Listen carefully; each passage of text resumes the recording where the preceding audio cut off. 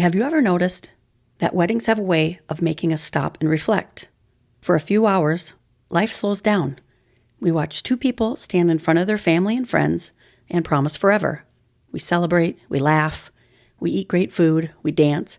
But somewhere between the ceremony and the bouquet toss, I think something else happens. We quietly start thinking about our own lives, our own relationships, the choices we've made, the promises we've kept, and maybe the ones we haven't. Today, I want to talk about something that's more than a wedding. Because somewhere between I do and happily ever after, most couples discover something nobody told them about. Let's get into it. Hey, Steffi K got something to say. Talk that listens, clears the way. Truth on the mic, grounded in change. You sticking with that? Oh yeah, we sticking with that. Laugh it out, talk it through, we ain't looking back. Some chats ain't easy, but we take it slow. Tough stuff, tackle now, watch us glow. You sticking with that? Yeah, we sticking with that.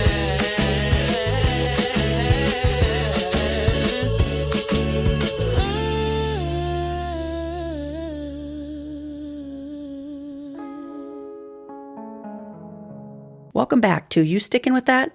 I'm Steffi K. This past weekend, I had the privilege of attending my niece's wedding. It was one of those weddings that makes you smile all the way home. Not because everything went perfectly, but because you could feel something that can't be bought. You could feel the friendship, the love, the respect, the genuine joy. Sometimes you leave a wedding thinking, I hope they make it. This wasn't one of those weddings. You left thinking they're off to a really good start. And that got me thinking, many times we put so much emphasis on that day and that event. But those of us who've been there, we know it's really not about the one day. Yes, that is the start. Yes, that can be considered a beginning point. And if you think over the course of time how your life will get better, more enriched, more fulfilling, and into the children you may or may not decide to have down the road, your wedding day would be the least in love that you are, right? Because that love will continue to grow over time. So when you think of starting your adventure with someone, the wedding day isn't really about the wedding. Maybe it's about everything that happened long before the wedding day ever arrived. Perhaps we're not celebrating one beautiful afternoon. We're celebrating years of choices, years of conversations, years of forgiveness, years of building trust, years of becoming the kind of people who are ready to say, I do. One of my favorite moments from my niece's wedding this past weekend didn't happen during the ceremony. It happened while I was sitting at the reception. A woman at our table has known the groom's father for about 40 years. She started sharing story after story, not about how much money he had, not about his career or his awards. She talked about his character, how dependable he was, how thoughtful he was, how he has always looked out for other people, and how after all these years, he was still the same man. A little while later, the best man stood up to give his speech. And I smiled because, without even realizing it, he described the groom almost exactly the same way. Kind, dependable, thoughtful, a loyal friend. Character leaves clues. Long before someone walks down the aisle, people already know who they are. That's why I think one of the greatest wedding gifts parents can give their children isn't money. It's an example. When I attended the bridal shower this past March for my niece, I was able to stay with them at their apartment and get to see firsthand, how they care for each other, I guess. They are very much a team, from how they cook a meal to how they address situations. There's a lot of love and a lot of laughter. And I think anytime someone you love gets married, that is what you hope to see. As I flew home on Sunday, I started asking myself a question. Who do I know that's truly happy in their marriage? Not just married, happy. Who still enjoys sitting across the table from each other after 30, 40, 50 years of marriage?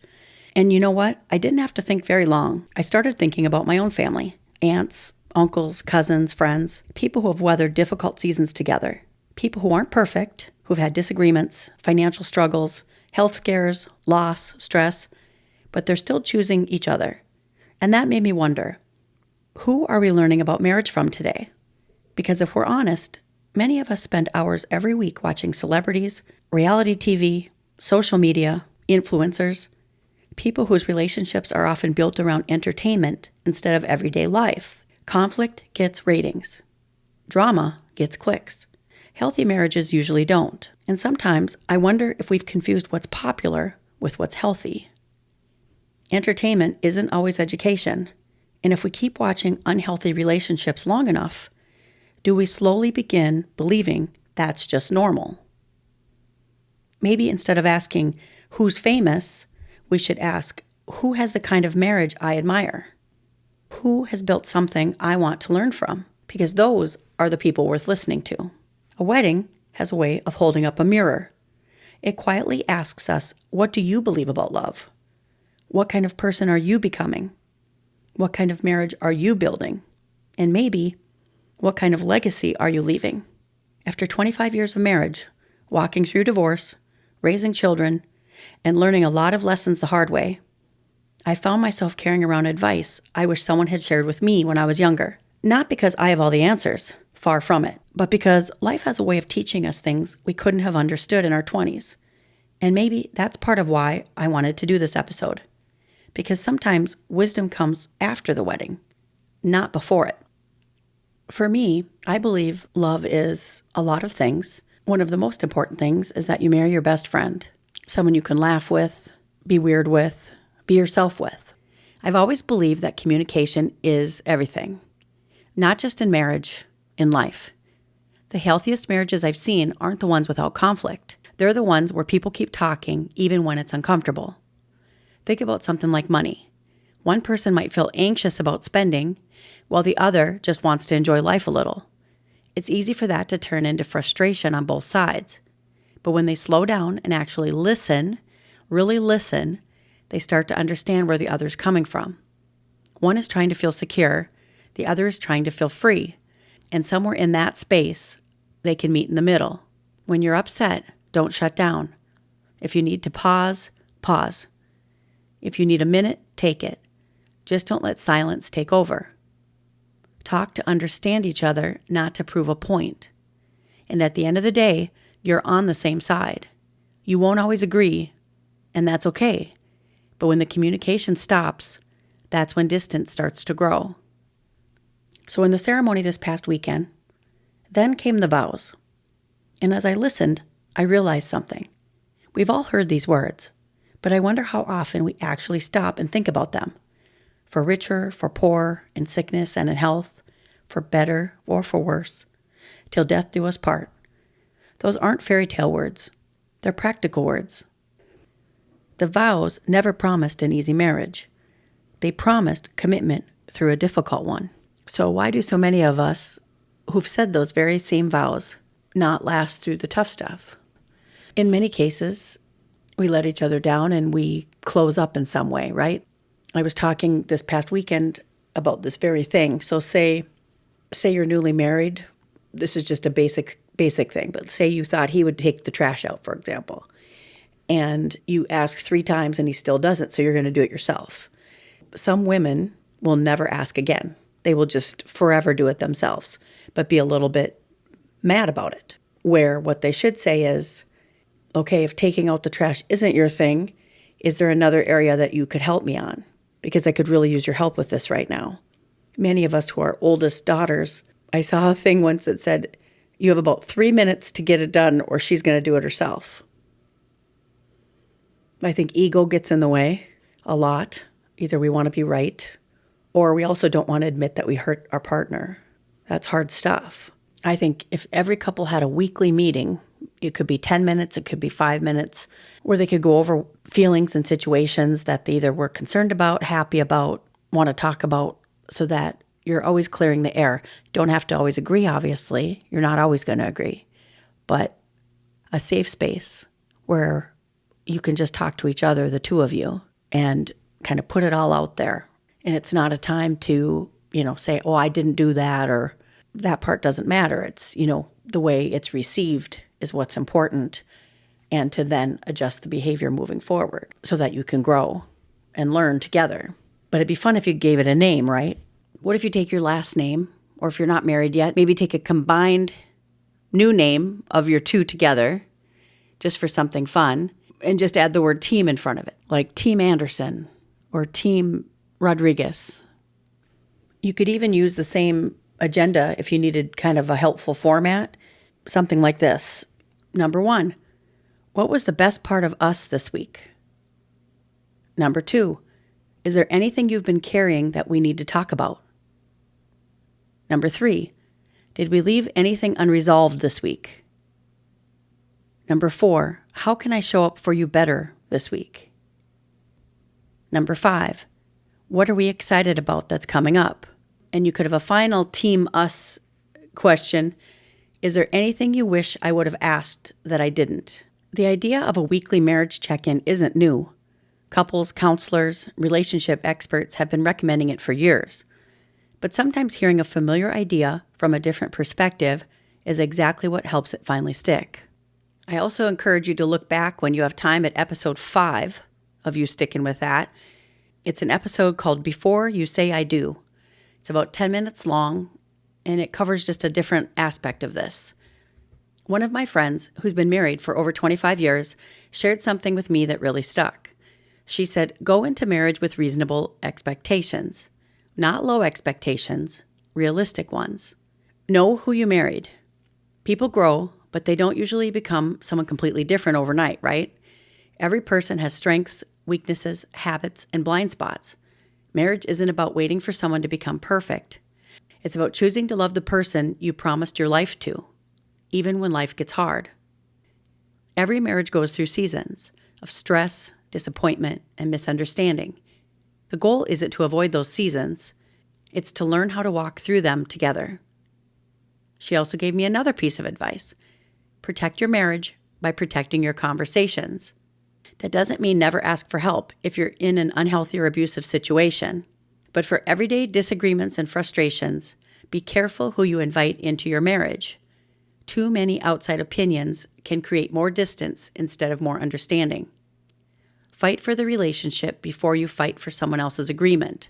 And after 25 years, I think that's wisdom worth listening to. And today, many couples write their own vows.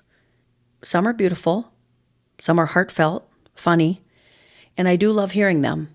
And they did write their vows this past weekend. But I sometimes wonder, have we accidentally removed the hard promises? Has for better or worse quietly become for better or until I'm not happy anymore, or until you piss me off? That's not a criticism, it's simply a question. Because words matter, promises matter, and marriage was never designed around perfect feelings. It was built on daily choices. So how do we make the right choices, or the best choices for our marriage, even when it's hard?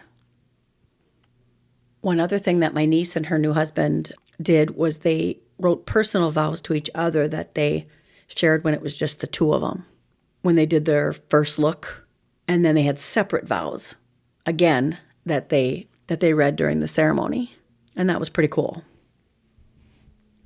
As I was thinking about all of this, another question came to mind.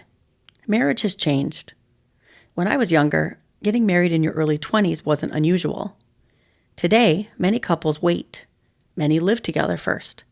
Some decide marriage isn't necessary at all. And I'm not here to tell anyone they're right or wrong. I'm simply curious. Why has it changed? Is it because so many children grew up watching their parents divorce? Did they promise themselves they would never go through that kind of pain? Has this generation become more cautious or more fearful? Maybe they're not afraid of commitment. Maybe they're afraid of making the wrong commitment. I don't pretend to know the answer, but I do think it's a conversation worth having. Because marriage is one of the biggest decisions we'll ever make. And it's one we rarely prepare for as much as we prepare for the wedding itself. Thousands of dollars are spent on one beautiful day, and very little time is spent learning how to build the next 50 years. And this is probably the part that has made me think the most. I've been married more than once, and I can honestly tell you, both of my husbands were good men. And I'd like to think that I'm a good woman. So, how does that happen? How do good people still end up divorced? Certainly we don't wake up one morning and decide to end a marriage.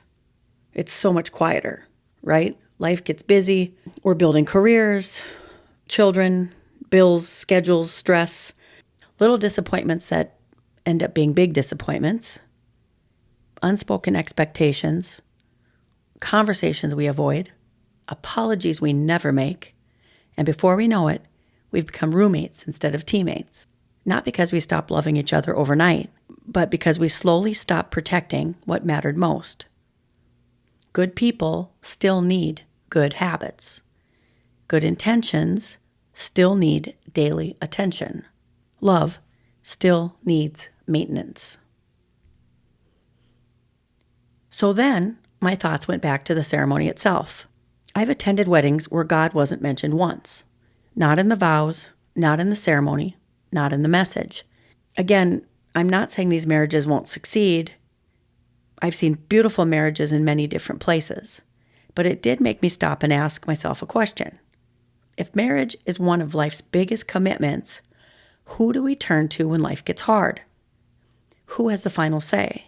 Who is it that reminds us who we want to become when we're angry, or disappointed, or hurt? For me, that answer has become very simple. Put God first. Not because life suddenly becomes easy, it doesn't.